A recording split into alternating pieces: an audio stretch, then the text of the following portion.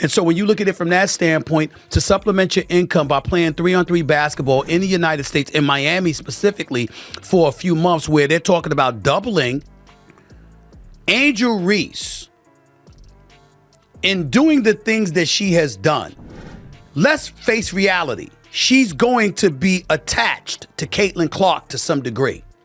I love Angel Reese. I think that Angel Reese is great. I think she's fantastic for the WNBA. Have you ever worked hard on a group project only to have someone who did nothing take credit when you got an A? That's exactly what Angel Reese's teammates might be feeling right now after she celebrated their Unrivaled League Championship, a tournament where Reese skipped the final 2 games but showed up for the glory. I've played team sports my whole life, and nothing bothers me more than someone who wants the trophy without putting in the work. That's why this story hit a nerve with me. Reese FaceTimed into the celebration acting like she contributed, while her teammates were the ones who actually fought and won on the court. Let's break down why this moment reveals so much about who gets credit in women's basketball. Before we move on, I'd like to ask you a small favor. If you appreciate this content, please take a second to like this video and subscribe to the channel. Over 98% of you watch the videos without subscribing. It costs you nothing, but it makes a huge difference to us. So did you click the subscribe button? Great, thank you so much.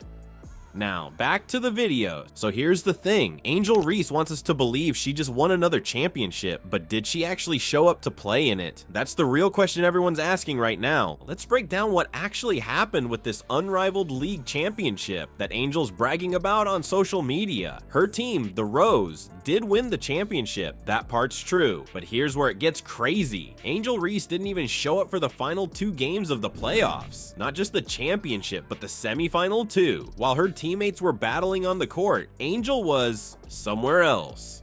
Chelsea Gray stepped up huge with 30+ points in the championship game that Angel skipped. Her team actually played better without her there, which nobody in the media wants to talk about.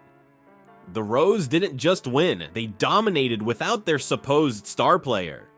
Talk about awkward. Instead of supporting her teammates courtside, Angel was spotted at LeBron James' son's high school state championship game. She had to go overseas because, like a lot of them have had to over the years, you got to supplement your income because the income that you're making at the WNBA isn't nearly enough. I love Angel Reese. I think that Angel Reese is great. I think she's fantastic for the WNBA. Angel Reese, in doing the things that she has done, let's face reality. She's going to be attached to Caitlin Clark to some degree. That's right, someone else's game was more important than her own team's championship. Imagine telling your teammates, sorry, can't make our championship game, gotta watch Bronny play instead. The audacity is just unreal. After the game, Reese had the nerve to FaceTime into the celebration like she contributed something. She even posted on social media saying, what y'all going to say now? Like she silenced critics by winning a championship she didn't play in. I think when you talk about the average salary, it was like approximately $124,000 if I remember correctly. Well, guess what? The average salary in the NBA is over $10 million. I love the fact that she's participating in this Unrivaled League because she's made it very clear she doesn't want to have to go overseas to play. If Angel Reese had never waved her hand in her face when LSU was beating Iowa for in the Final Four of the national championship.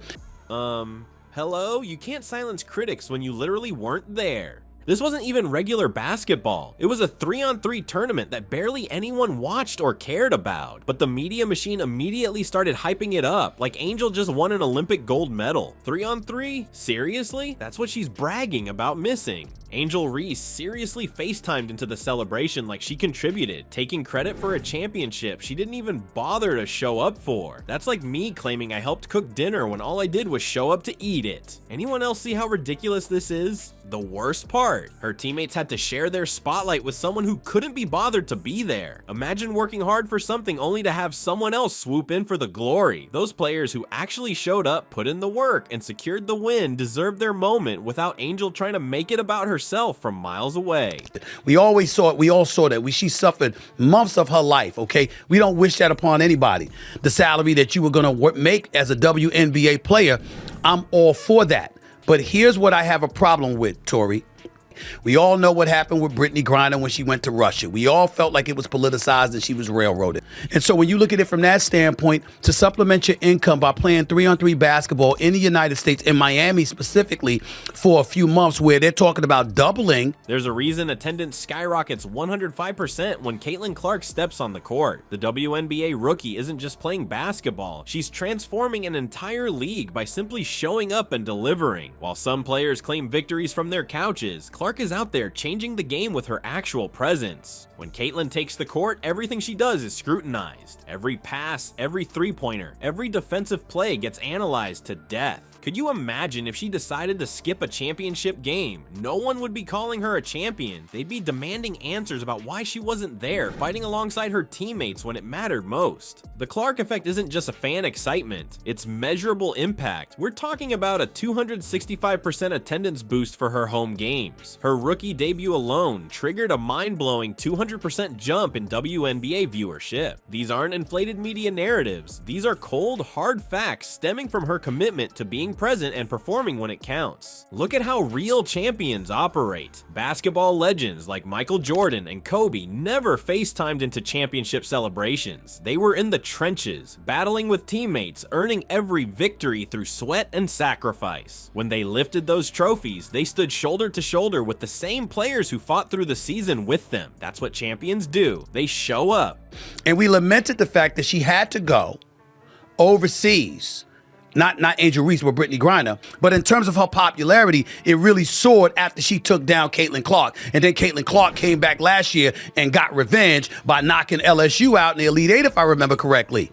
If that hadn't happened, Angel Reese's name might not be as big. Yes, she's a talent. Yes, she would have made the WNBA. The difference is crystal clear. Clark's reputation comes from her actual performance on the court, while others rely on carefully crafted social media narratives to inflate their accomplishments. One approach requires talent, hard work, and actual participation. The other requires good internet connection and strategic posting. Can you see the contrast? While one player was watching someone else's game, instead of playing in her own championship, Caitlin Clark was busy revolutionizing women's basketball, bringing unprecedented attention to the sport through her commitment and skill. So what's the bottom line here? At the end of the day, you can't build a legacy on Instagram posts and FaceTime calls. Angel Reese is at a crossroads right now. She can keep riding this wave of social media hype and celebrating from the sidelines, or she can start proving herself where it actually matters. On the court, with her teammates, when championships are on the line.